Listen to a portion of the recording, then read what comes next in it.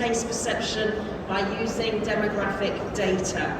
So how do you take advantage of consumer preferences? How do you harness their preferences? Food manufacturers are preparing for a new way of novel technologies as well as evolving consumer attitudes, which means understanding how AI and machine learning can help modelling and predicting human sensory perception.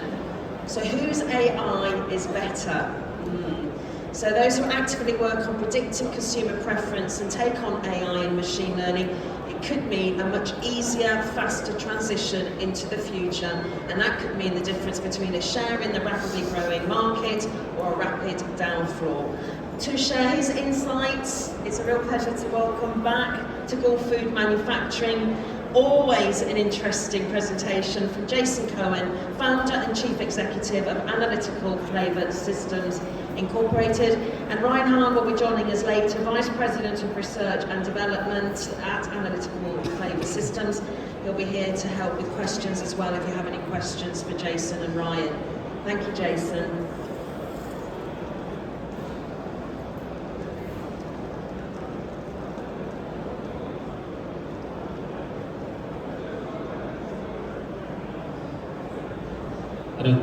There we go.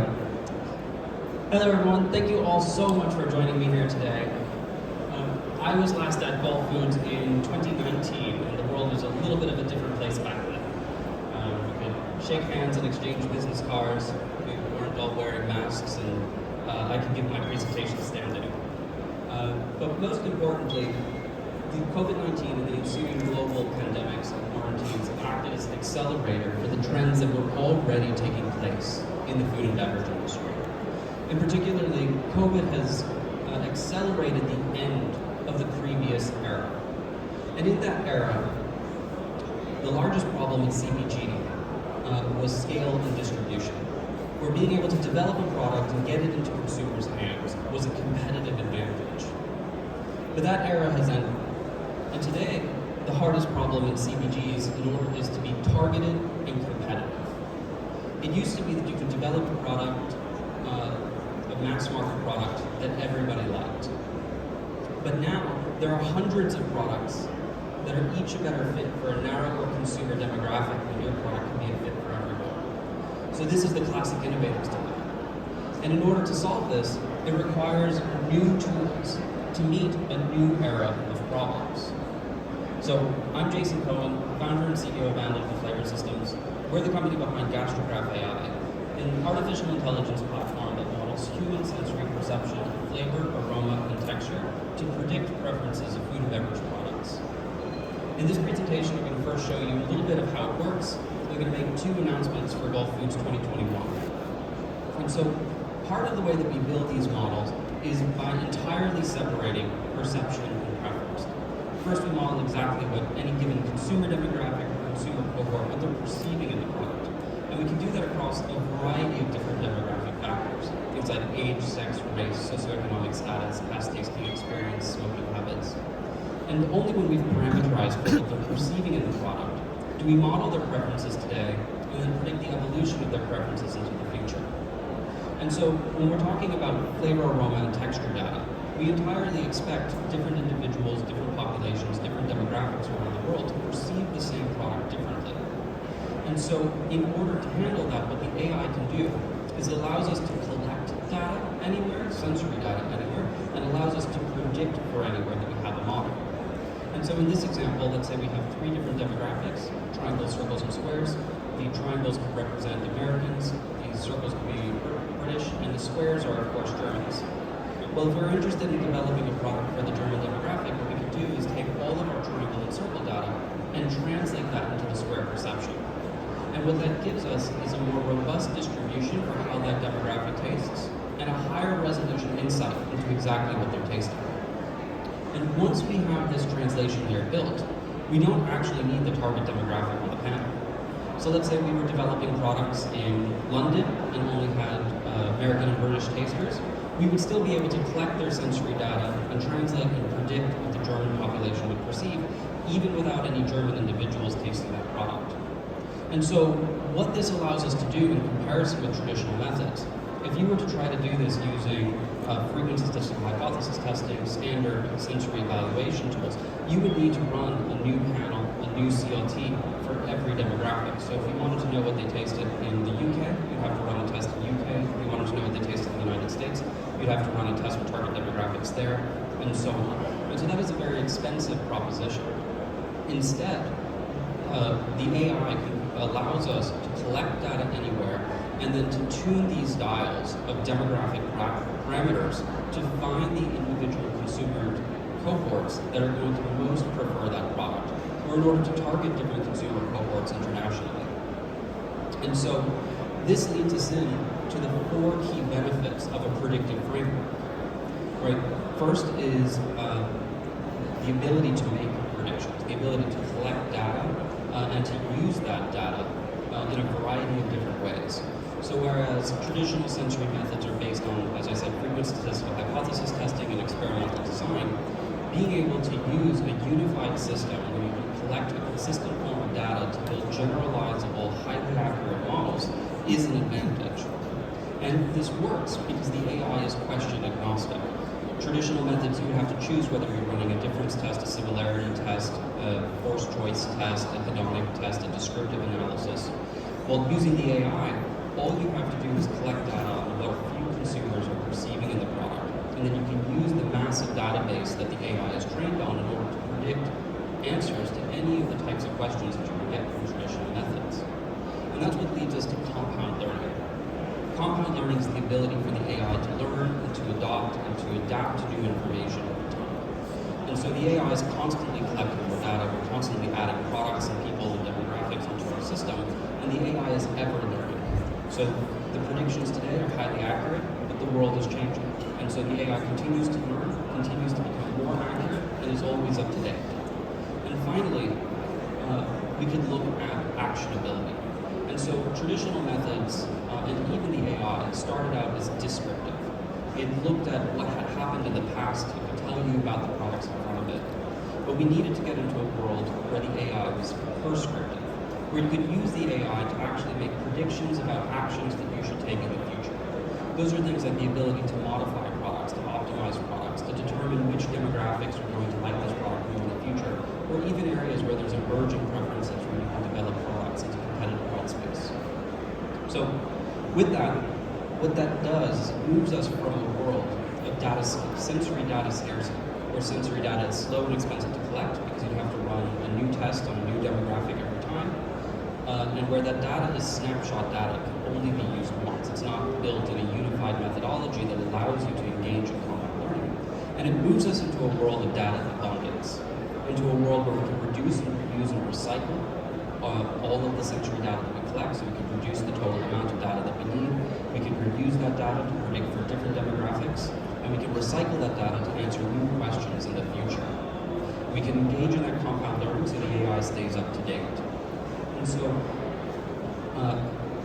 what we can use them for example, so I promised 2 announcements at Gulfood's 2021, the first of which is that we've rebuilt market maps. This is a new feature. We've rebuilt market maps from the ground up.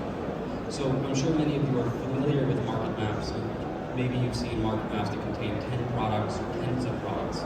Maybe 1 or 2 of you have seen market maps that contain 100 products. But I doubt very many of us have seen market maps that contain hundreds of products or even thousands of products. But what if we could build a market map that had that type of insight? What if we could build a market map that had data that we've been collecting for the last 11 years, and we could use all of the information available to the AI in order to predict entire industries? Well, that's exactly what we've done. And so, again, we've rebuilt these market maps in a multi-layered fashion to encode for a shocking amount of information. And the example that I'm going to use is on the formulated United States coffee market. And so we'll start with the first layer, which is consumer preference. So every single one of these pixels represents a sensory flavor profile, flavor, aroma, and texture. And the green is obviously regions of positive preference, the red is regions of negative preference, and the white is unexplored regions where no product or no profile has been predicted. And so this preference represents both actual products that exist on the market, and it represents flavor profiles that have been predicted by the AI. And on top of this, we can layer on market density information. So you could actually see where the products exist in flavor space in this market. And so you can see that the majority of products are towards the bottom left. That's a region of fairly high preference. There's a couple of highly green points there. And so most of the products in the United States formulated coffee market are preferred. But you can also see that there's a region to the top right, which is less preferred, which does have some density. You read this just like a cartographic map. So the greater the number of concentric circles, the greater the number of products in that space. And you can see that in that region on the top right, there are a few products that exist of a lower density, less preferred space. And I know this is going to be shocking for everyone, but there are in fact dispreferred coffees on the market in the United States. And on top of this, we could actually find out what it is that consumers like and dislike about those products. What are the drivers of preferences and dispreference? And so here we have the vectors. And so we can see that things like dry, roasted, and astringent are driving dispreference. And that area can be characterized by things like roasted coffee. And in fact, that's one of the surprising findings of this, is that the flavor of roasted coffee is not driving preference of coffee products for this market. On the other hand, we can look at the bottom left. That's everything from sugar to retronasal. Retronasal is aftertaste. And we can see that these are high drivers of preference. And it's things like cane sugar, milk, and cream. And on top of this, we can then layer in actual products under analysis. And so we've placed 3 products. These are real products that exist in the United States, A, B, and C. And you can see that they predominantly vary along the sugar axis, the total level of sweetness, and they also vary along things like dry, rich, and retronasal. And some of these products are more preferred than other products. And so the thing that's so powerful about this is that, again, every single one of these pixels represents a complete flavor profile. So if we wanted to understand what product C tasted like, what you could do with product C, where you could move product C, we could actually zoom in on it. And now we can see a flavor profile, so all of the attribute magnitude intensities. We can see a prediction of the distribution of consumer preference. So instead of just predicting a mean score or a single overall liking score, we can actually see the proportion of consumers that like that product, proportion that love the product, or proportion that dislike the product. Underneath that, you can see scenario models. So what would happen if you made this product more rich or more caramel flavor? So you have scenario models and a number of different descriptive attributes. And then finally, on the right-hand side, you have a predicted descriptive analysis. So these are the flavors that are present in the product at various intensities. And so we can do this on existing products on the market. We can also do this on entirely hypothetical flavor profiles. So we can pick this highly green pixel in the bottom left and see what flavor profile you have to hit in order to be in that space. And so this is a way to find new competitive white space, formulations of for a product, flavor profile combinations that perhaps no human would ever find. And so this can guide you either into your new product development, brand or line extension, or even into creating an entirely new category. But let's go back to product C, and let's say that you could only change an existing product. You wanted to use this for reformulation or optimization. Well, from here we could look at univariate optimizations that are available to this product. And you can see that this product would improve if it was sweeter, it would improve if it was less bitter, it would improve if it had more dairy flavors. And so you can use this in order to understand where to move a product and where that product would lie in flavor space if you made those changes. And in fact, you don't only have to do this in a univariate form, you can do this in a multivariate form. So we could even take the AI and ask it to run a constrained or an unconstrained optimization to find entirely new regions or entirely new flavor profiles that can create market-winning products. And so this is a way to create better products for targeted demographics faster, more effectively, and that have a much higher level of success, a higher rate of success than using traditional methods. Particularly if you're operating in a complex region or a region where the same product needs to be targeted across multiple different demographics like the Gulf. This is a methodology that you can use to make highly refined targets across multiple demographics. And so that's the new feature on market maps. The second thing I promised, 2 announcements for Gulfood's 2021 is that, and that's a way that we can integrate information from products and people to help create market-winning products faster. The second announcement is for Gulfood's 2021 is that we've officially launched in the Middle East and North Africa. We now have prediction models available for the UAE. We're about to launch in Saudi, and we'll also launch in Egypt before the end of the year. And in Q1 2022, next year, we'll be bringing India online as well. So thank you, everyone. I'm happy to stick around and answer questions, and Ryan will also join me for a few questions. Cheers. So thank you, Jason. Any questions for Jason? Yeah. Hi, Jason. Very interesting concept. But a thought crossed my mind. Since you are already collecting the data of a particular region and keeping it with you so that I don't have to do it all the time, but tastes change.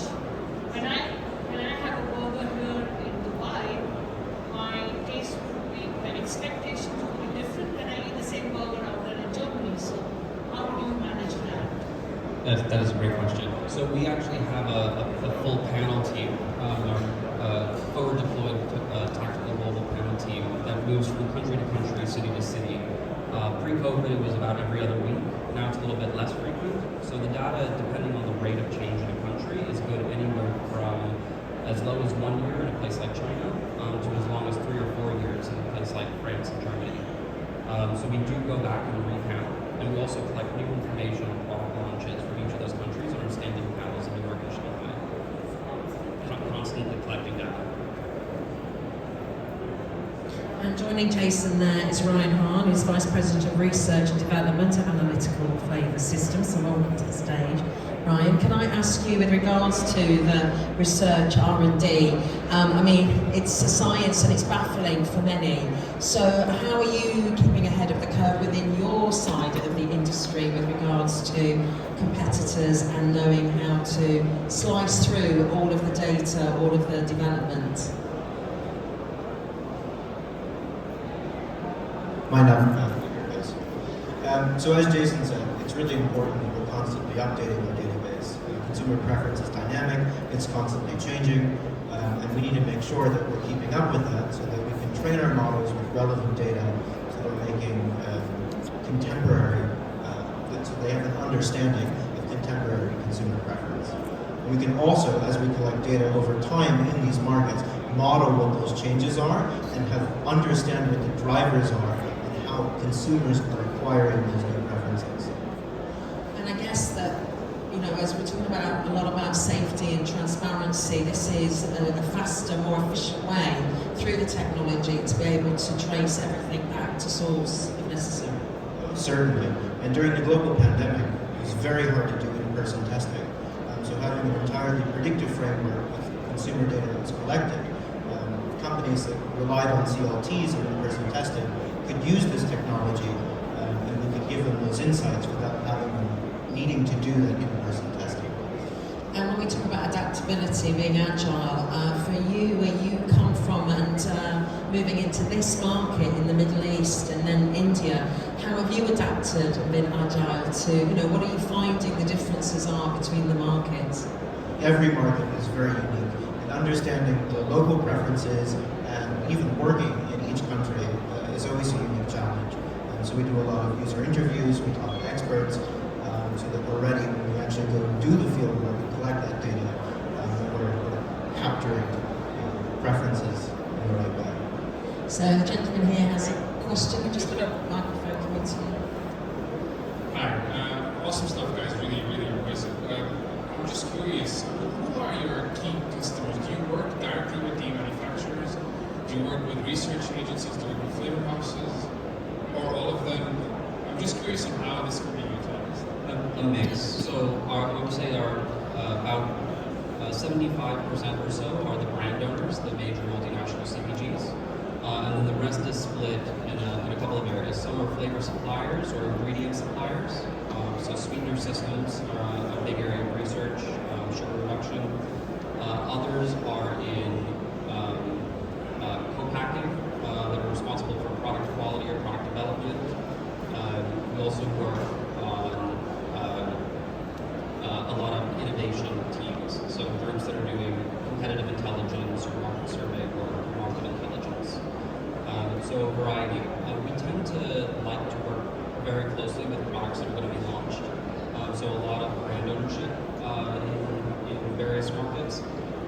And the reason for that is because we always say that there's a good version of the product and a bad version of the product, right? This is public information, but a few years back, Mars chocolate in China is distributed by Alibaba.